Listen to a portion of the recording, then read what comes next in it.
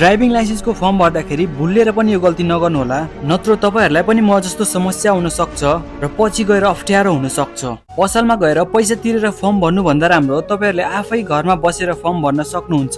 एकदम इजी छ र पुरै फ्री छ। ड्राइभिङ लाइसेन्सको फर्म भरेर हल्का फुल्का दारी सारी मिलाएर हल्का चिटिक्क भएर म जान लागेको भरेको फर्म निकाल्नलाई जानु भन्दा अगाडि घरमा केरा राखेको रहेछ एउटा, अनि खाएर हल्का एनर्जी बुस्ट गरेर जान लागेको बाहिर निस्केपछि हातमा भयो खाली केलाको छिल्का। यसलाई यसको ठाउँमा राखेर म आइपुगे स्टुडियोमा। मैले सुरुमा फर्म भर्दाखेरि मेरो इरोर भएको थियो, सिट नपुगेर। फेरि मैले रिट्राई गरेर बल्ल बल्ल फर्म भरेको आफैले र निकाल्नलाई चाहिँ स्टुडियोमा आएको छु।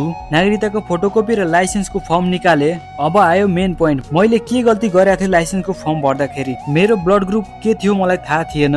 यतिकै हावादारीमा मैले ओ पोजिटिभ लेखिदिएको थिएँ। मेरो फ्यामिली मेम्बरमा धेरैजनाको यही छ, त्यही भएर मैले यो लेखिदिएको थिएँ। फर्म भरेपछि मैले ब्लड ग्रुप चेक गर्न गएँ। 1 घण्टापछि बोलाउनु भएको थियो। मुटु त मेरो ढुकढुक भइरहेको थियो बिग्रिन्छ कि भनेर। आएपछि रिजल्ट हेरेको ओ पोजिटिभ नै रहेछ।